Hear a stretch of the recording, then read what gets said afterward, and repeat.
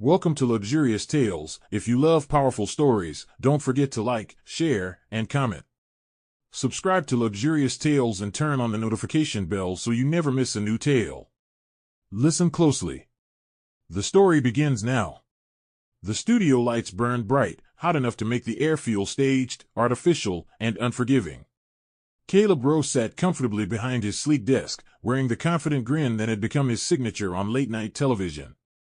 The audience laughed easily at his jokes, conditioned by years of provocative commentary and sharp-tongued monologues.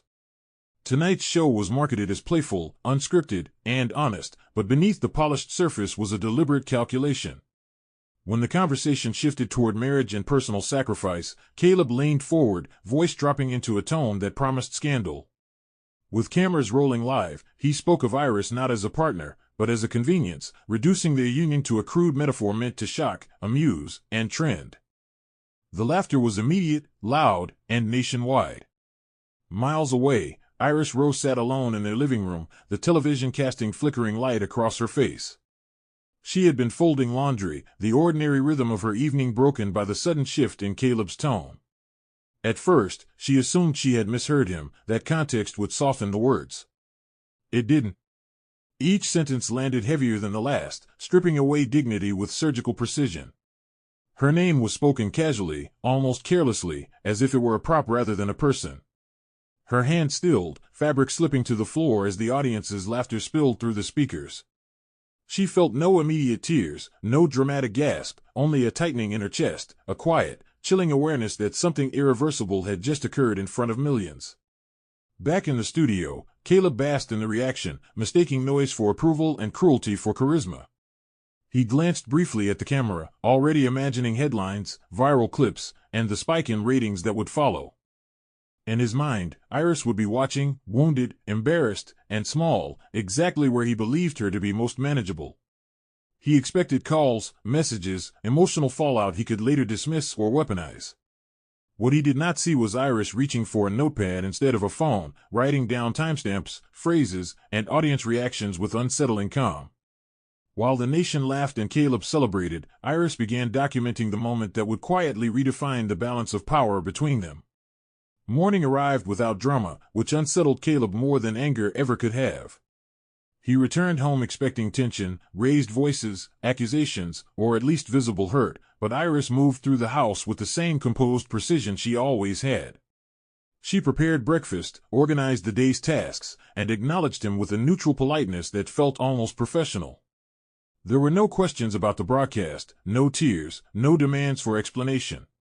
Caleb interpreted this quiet as surrender, a confirmation of his long-held belief that Iris lacked the strength to confront him. To him, her silence meant she had accepted her place, that the humiliation had worked exactly as intended. Iris, however, experienced the morning differently. Every mundane action carried a heightened awareness, as though her senses had sharpened overnight. She noticed how Caleb avoided eye contact while scrolling through praise-filled messages on his phone, how quickly he dismissed the impact of his words as just television. Instead of reacting, Iris observed. She replayed the broadcast in her mind, not emotionally, but analytically, tone, timing, audience response.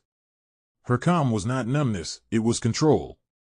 She understood that confrontation would give him the satisfaction of power, and she had no intention of feeding that illusion.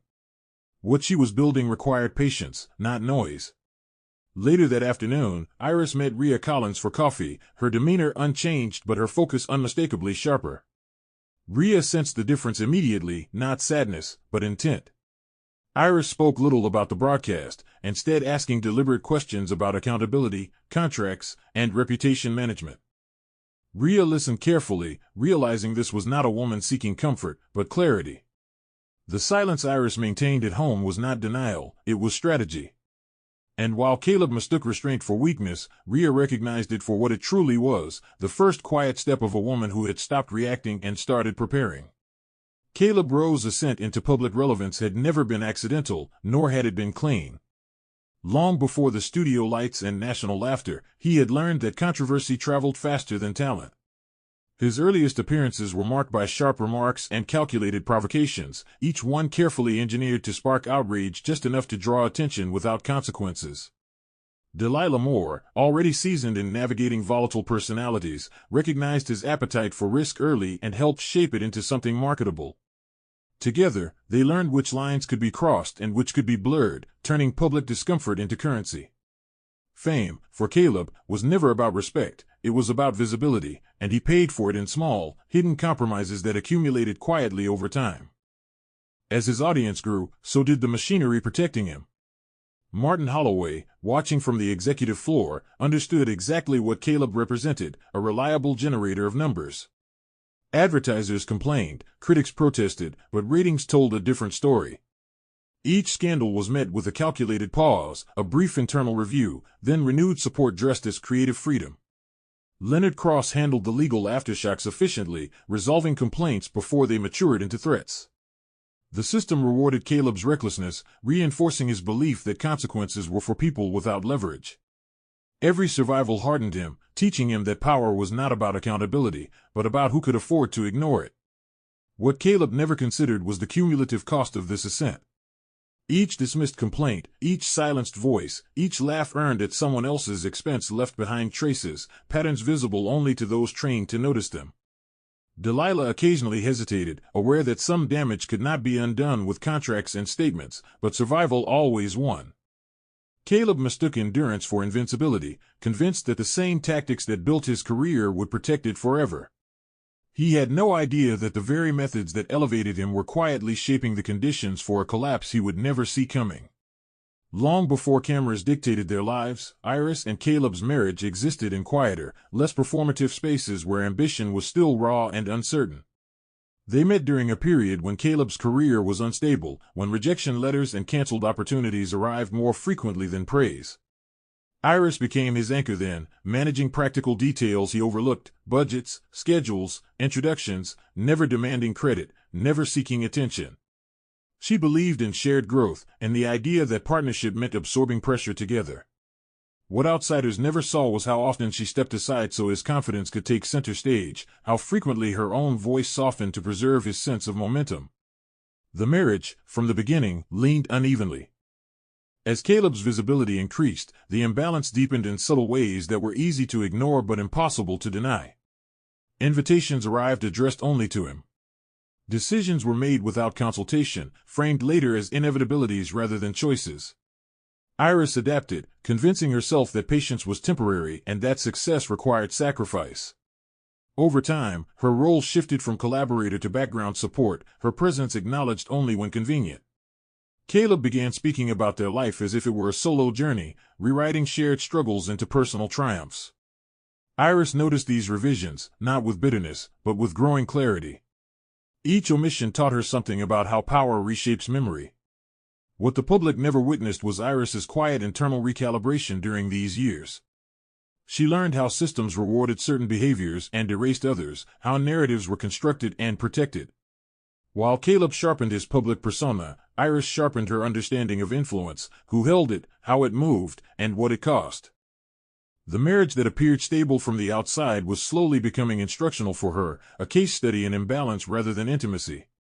By the time the broadcast occurred, Iris had already spent years observing the dynamics that would later allow her to act without haste, emotion, or exposure. Inside the studio, the atmosphere was far less celebratory than the ratings suggested. Junior staff members avoided eye contact as Caleb passed, conversations cutting off mid-sentence, laughter forced and brief.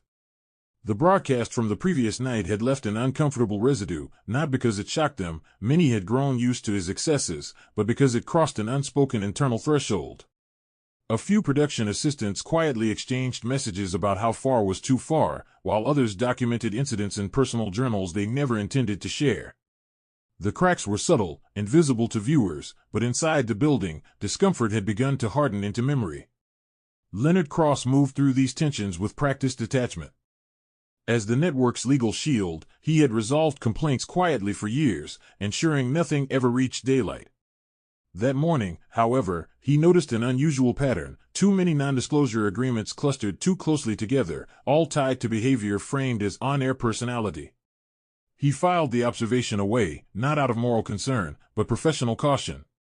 Excessive repetition, he knew, attracted scrutiny. Meanwhile, Delilah Moore fielded calls from advertisers demanding reassurance, her voice calm while her thoughts grew increasingly burdened. She could manage fallout, but she couldn't erase history. Across town, Jonah Pike reviewed public records unrelated to Caleb, initially searching for a different story altogether. What caught his attention wasn't a headline, but a discrepancy: settlements resolved quickly, quietly, repeatedly, all involving the same corporate counsel. Jonah recognized patterns the way others recognized faces. He didn't yet know Iris Rowe mattered to this equation, but he sensed a system protecting something fragile. The broadcast had created noise, but Jonah understood that real stories lived beneath silence. And somewhere between suppressed complaints and manufactured outrage, the first structural weakness in Caleb's empire had quietly revealed itself. Iris began reaching out to people she had not spoken to in years, not with explanations or confessions, but with curiosity. Former acquaintances, distant contacts, and once dormant professional connections received brief, thoughtful messages that asked nothing personal and revealed even less. She wasn't seeking sympathy or allies, she was gathering context. Each conversation offered a small piece of how influence moved through institutions: who decided, who approved, who quietly complied. Iris listened more than she spoke, noting how often people mistook discretion for invisibility. In these exchanges, she learned that systems responded to patterns, not protests. Her days took on a new rhythm defined by research rather than reaction. Iris studied contracts Caleb dismissed as routine, read policy language others skimmed, and familiarized herself with compliance structures that most spouses never considered relevant. She wasn't trying to expose anyone yet, she was learning how exposure actually happened. The more she learned, the clearer it became that power didn't live in headlines, it lived in documentation, timing, and corroboration. Iris understood now why public outrage faded quickly while institutional consequences lingered quietly. Preparation, she realized, was about alignment, not speed. Rhea noticed the shift immediately when they spoke again. Iris asked sharper questions, ones that revealed an understanding of leverage without malice. There was no talk of revenge, no fixation on humiliation. Instead, Iris focused on sustainability, how systems corrected themselves when forced to, and why they resisted until then. Rhea answered carefully, sensing that Iris wasn't improvising but constructing something deliberate. What made it unsettling wasn't anger or ambition, but calm. Iris was no longer reacting to what had been done to her, she was positioning herself within structures that rarely noticed the quiet until it was too late. Beatrice Rowe hosted a small luncheon that afternoon, the kind designed to feel intimate while still performing status. She spoke proudly of Caleb's success, recounting his television moment as proof of his bold authenticity, dismissing public discomfort as jealousy. To Beatrice, dominance was evidence of strength, and restraint was weakness dressed as virtue. When Iris joined the table, Beatrice acknowledged her politely but briefly, redirecting the conversation back to her son's achievements. The message was clear and familiar: Caleb was the center, and Iris was an accessory whose value was measured by silence. Beatrice's approval, unconditional and loud, reinforced everything Caleb believed about himself. Caleb absorbed his mother's praise eagerly, his confidence visibly swelling. He laughed about the broadcast as if it were a harmless joke misunderstood by overly sensitive viewers. Beatrice encouraged that narrative, framing criticism as proof that he was doing something right. Iris watched the exchange carefully, noticing how Caleb's posture straightened with every affirmation, how accountability evaporated under maternal validation. It became evident that Beatrice wasn't merely supportive, she was foundational to Caleb's sense of entitlement. Her approval insulated him from reflection, creating a closed loop where behavior was never questioned, only justified.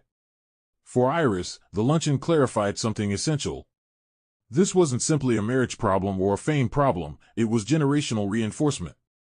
Beatrice had taught Caleb that respect was optional when success was present, that consequences belonged to those without status. Iris did not challenge her or defend herself, she observed. She recognized that any reckoning involving Caleb would also unsettle the belief system that protected him. Understanding where entitlement was nurtured gave Iris insight into how deeply rooted it was, and how fragile it might become when exposed to a world that did not share Beatrice Rowe's unwavering loyalty. Jonah Pike had learned long ago that outrage was rarely the story, it was the smoke that signaled something burning underneath.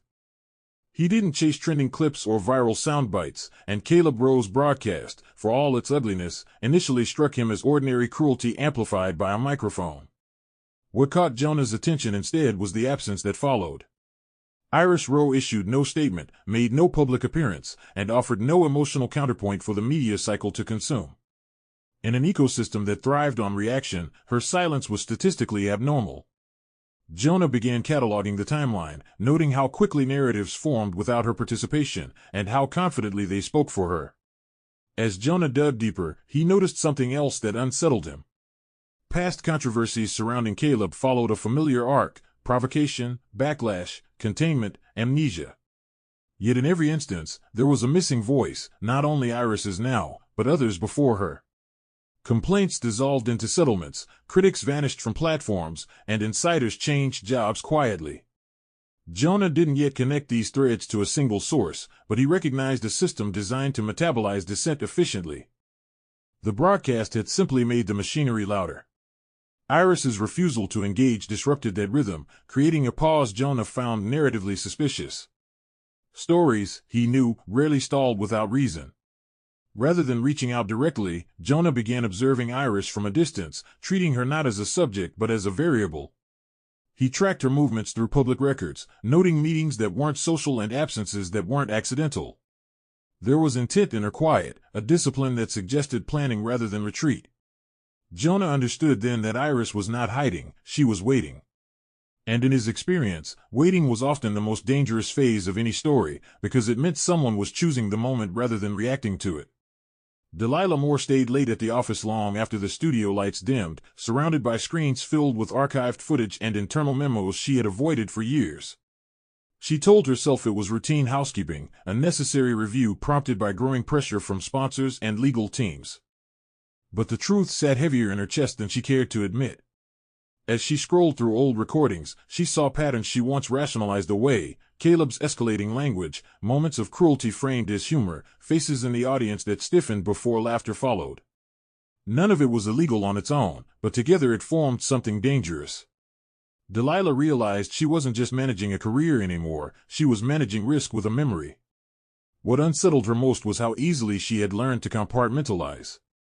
Early in Caleb's rise, she had believed success justified discomfort, that survival in media demanded moral flexibility. Each compromise felt small at the time, each decision framed as temporary.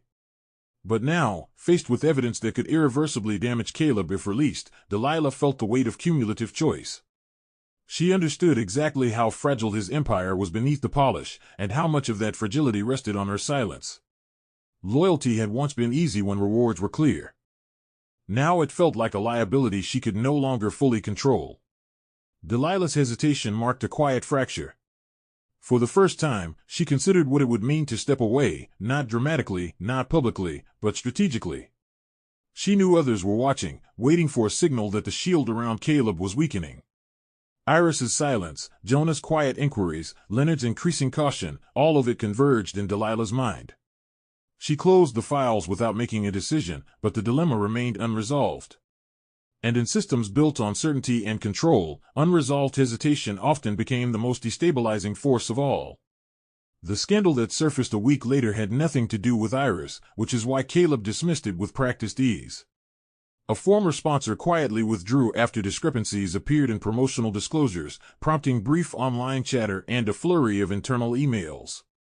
Caleb laughed it off during a production meeting, framing the issue as a clerical misunderstanding inflated by critics who wanted blood. Delilah issued a controlled response, Leonard drafted a narrow clarification, and Martin Holloway approved a short cooling-off period. To Caleb, it felt familiar, manageable noise, already fading. He mistook the system's swift response for proof that he remained untouchable. Iris watched the episode unfold without intervening, studying how containment actually worked in real time. She observed which calls were returned immediately and which were delayed, who spoke publicly and who stayed silent, which explanations satisfied executives and which raised new questions. The process revealed its own weaknesses: rushed timelines, inconsistent language, overconfidence. Iris took note of how quickly narratives were shaped before facts settled, and how that speed created blind spots. She recognized that crises didn't break systems, they exposed habits. The more routine the response, the easier it became to predict where pressure would eventually snap. By the time the story receded from headlines, Iris had learned something crucial. Caleb's survival depended not on truth, but on rhythm, predictable cycles of outrage and resolution. The first domino hadn't fallen loudly, it had merely shifted position, altering the balance without attracting attention. Caleb celebrated the return to normalcy, unaware that normalcy itself was the vulnerability. Iris understood now that timing mattered more than scale, and that watching a system save itself once revealed exactly how to interrupt it the next time. Iris discovered the ledger by accident, or at least that was how it appeared on the surface. While reviewing routine household documents tied to joint accounts and tax summaries, she noticed inconsistencies that didn't align with Caleb's public endorsements. Certain payments arrived in fragments, routed through secondary entities that seemed unnecessary for transactions of that scale. None of it was overtly illegal, but it was careless, numbers that didn't quite add up, timelines that overlapped awkwardly. Iris didn't rush to conclusions. She understood that truth required patience, and patience demanded restraint. Instead of reacting, she began organizing information quietly, building context rather than accusations. What unsettled her wasn't the money itself, but the pattern of behavior behind it. Endorsements that appeared clean on camera were supported by side agreements that blurred ethical boundaries, obligations that weren't disclosed but weren't denied either. Iris saw how success encouraged shortcuts, how oversight weakened when confidence grew unchecked. She resisted the urge to confront Caleb or seek validation from others. This was not about exposure yet, it was about understanding how far complacency had spread. The ledger became a map, not of guilt, but of vulnerability, showing where assumptions replaced scrutiny and trust replaced verification. As Iris continued her review, she recognized the deeper lesson forming beneath the numbers. Power often collapses not from dramatic wrongdoing, but from accumulated negligence. Each small oversight felt justified in isolation, yet together they created instability. Iris closed the folder carefully, aware that she now held knowledge that could alter trajectories if used correctly. She chose not to act, not because she was afraid, but because she understood something Caleb did not. Leverage gains strength when it waits, and patience, when paired with clarity, becomes its own quiet form of authority. Thomas Vale had spent years convincing himself that distance equaled safety. He lived quietly now, far removed from the studios and social circles that once pulsed with ambition and rivalry. When Jonah Pike finally tracked him down, Thomas was hesitant, his initial instinct shaped by old habits of avoidance. He had watched Caleb Rowe reinvent himself publicly, rewriting shared histories into solo victories, and each time he told himself that speaking up would change nothing. But Jonah didn't arrive with accusations or demands. He arrived with specifics, dates, locations, and moments only someone from the early days could recognize. Thomas realized then that the past had not dissolved, it had merely waited. As the conversation unfolded, Thomas's restraint began to crack. He spoke carefully at first, recounting how Caleb's rise was less about talent and more about opportunism, how early compromises were framed as necessities rather than choices. Thomas had witnessed incidents that were dismissed as rough edges at the time, moments when lines were crossed and then erased through influence. He had kept records, not out of malice, but self-preservation, emails, draft agreements, and raw footage never meant for public release. At the time, he believed holding onto proof was enough.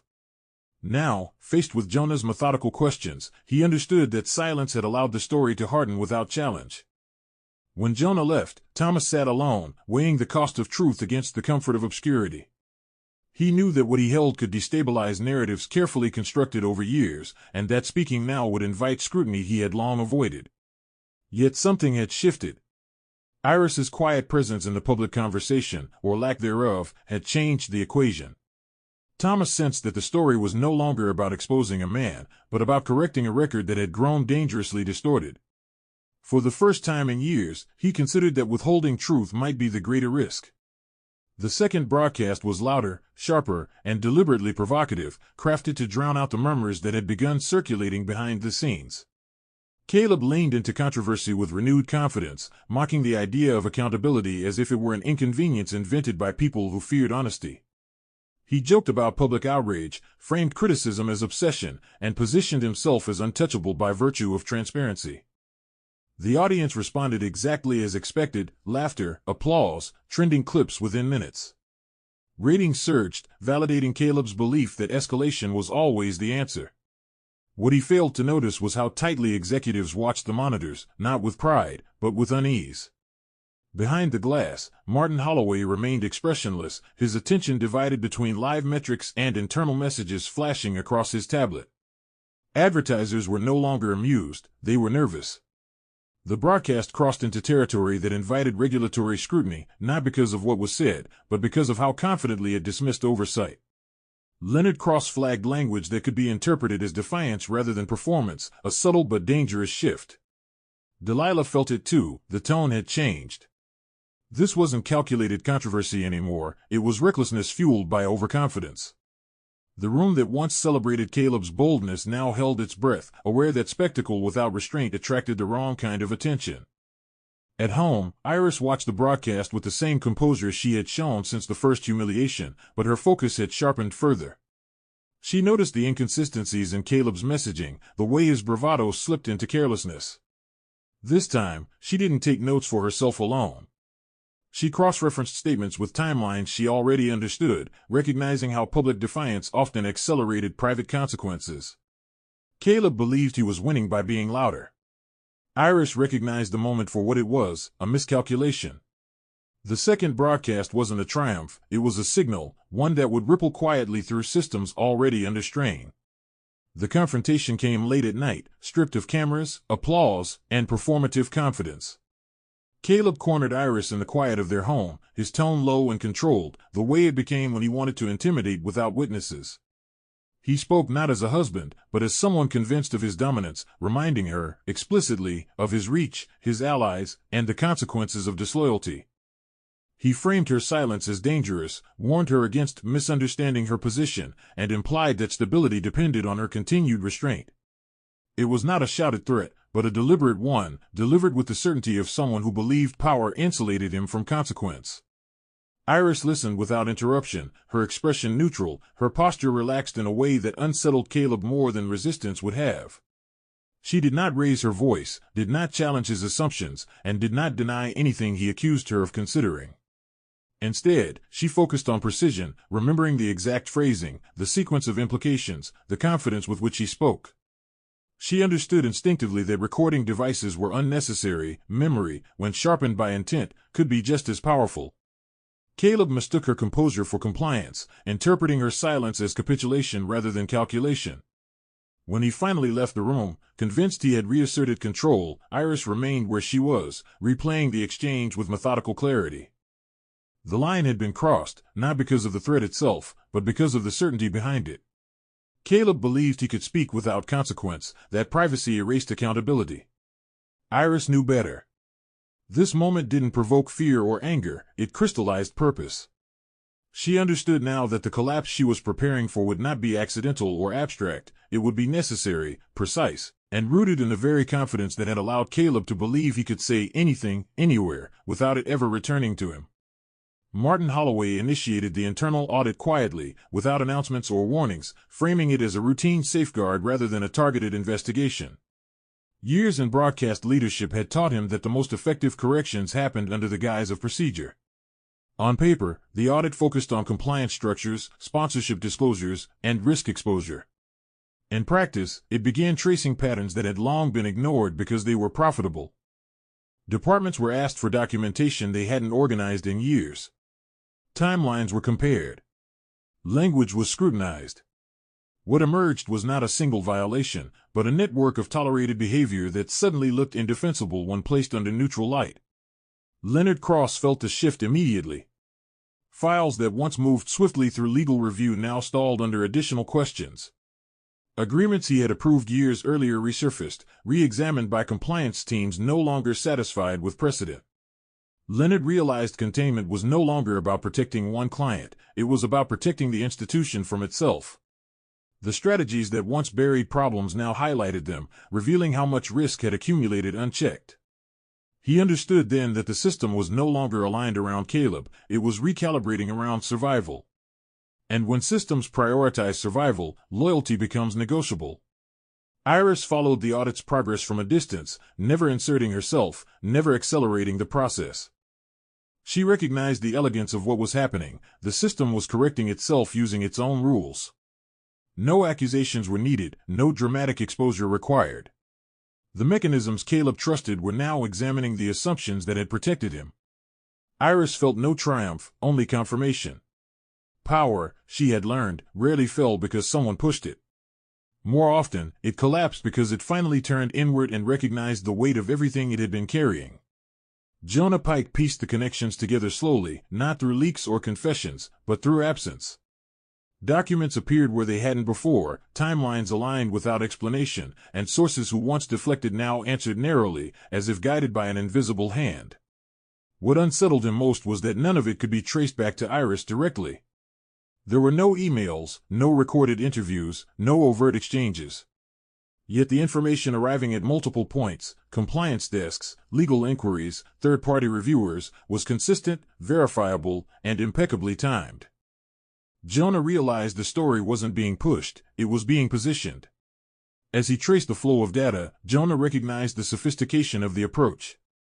Someone understood institutional behavior deeply enough to know that credibility mattered more than spectacle. Instead of triggering defensive responses, the information invited examination. Instead of accusations, it offered corroboration. Jonah had covered enough scandals to know how rare this was. Most exposés burned bright and fast, collapsing under their own noise. This one unfolded quietly, compelling systems to respond because they could not afford not to. The architect behind it wasn't chasing attention, they were engineering inevitability. Only then did Jonah fully grasp Iris's role, not as a victim seeking redemption, but as a strategist who had mastered restraint. Her silence had never been absence, it had been infrastructure. Jonah understood that revealing her involvement prematurely would undermine the very process she had set in motion. He chose, deliberately, to stay back, documenting rather than disrupting. Some stories demanded a witness, not a narrator. And this one, he realized, was about to reach a point where truth would surface without anyone needing to name who had guided it there. The exposé appeared on a quiet weekday morning, released by a third-party investigative outlet with no history of sensationalism. There were no dramatic headlines, no inflammatory language, and no emotional framing, only documents, timelines, and corroborated accounts presented with clinical precision. The piece didn't accuse Caleb Rowe of a single defining crime. Instead, it mapped years of tolerated misconduct, financial opacity, and institutional complacency. What made it devastating was its restraint. There was no villain narrative, no call for outrage, just an undeniable accumulation of facts. Iris's name never appeared. Neither did emotion. The story spoke for itself. Caleb learned about it not through public backlash, but through silence. Calls went unanswered. Meetings were postponed. Delilah's messages became carefully worded and infrequent. Sponsors requested clarifications that sounded suspiciously like exits. He scanned the exposé obsessively, searching for a personal enemy, a betrayal he could confront or discredit. There was none. No single source to attack, no angry spouse to dismiss, no journalist to accuse of bias. The absence of a visible antagonist unsettled him more than public outrage ever could. For the first time, his usual defenses, mockery, deflection, escalation, had nowhere to land. Iris watched the coverage unfold with measured calm, aware that this phase required restraint more than satisfaction. The system was responding exactly as she anticipated, not with chaos, but with correction. Internal reviews expanded. Legal counsel issued cautious statements. Executives distanced themselves without admitting fault. Caleb, accustomed to fighting enemies he could see, was powerless against a process that no longer needed him. Iris understood then that the most effective exposure wasn't loud, it was structural. And as the noise failed to arrive, the consequences began settling in quietly, irreversibly, and without appeal.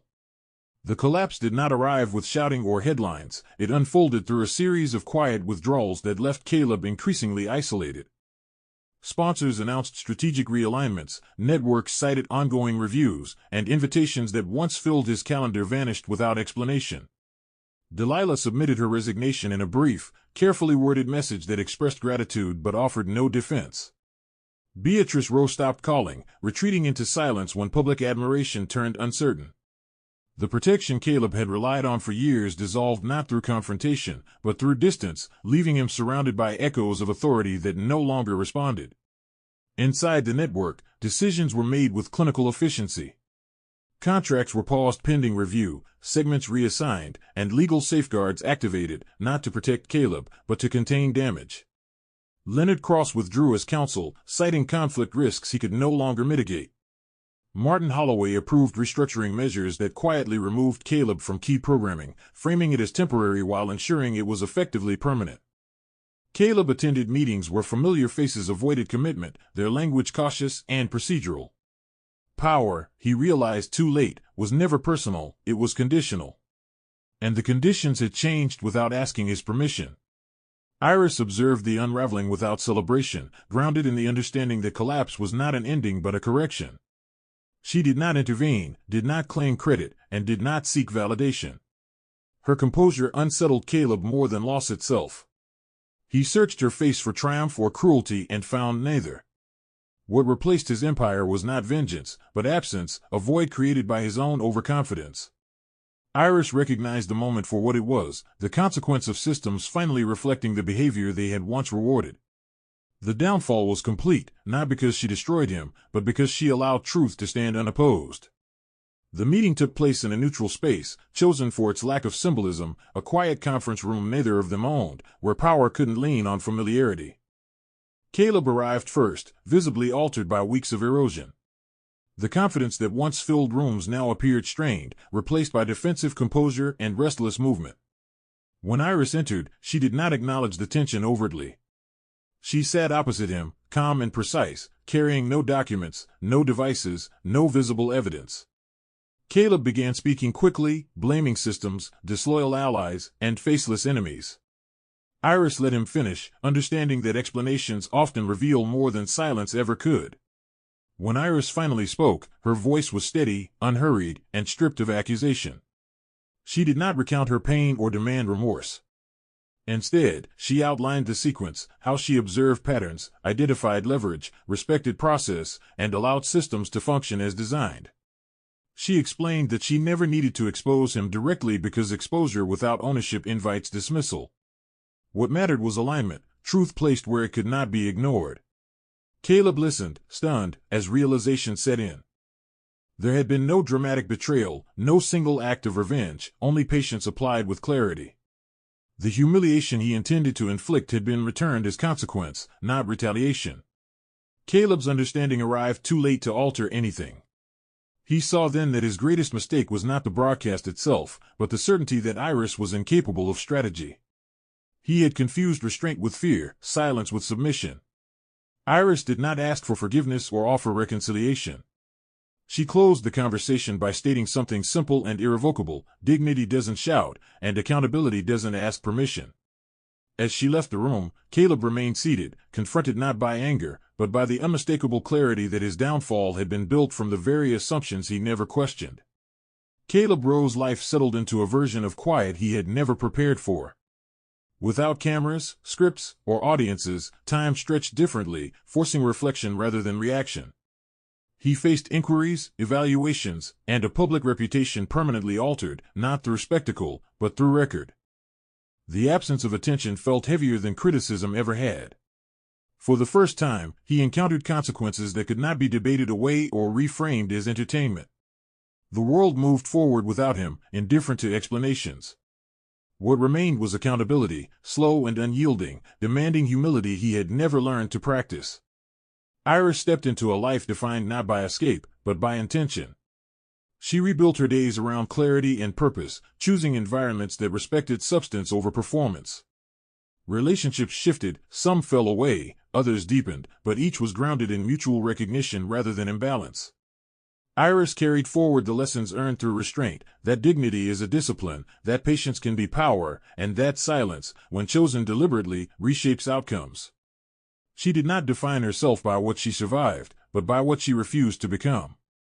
Her strength was no longer quiet out of necessity, but intentional by design. The story closed not with triumph, but with transformation.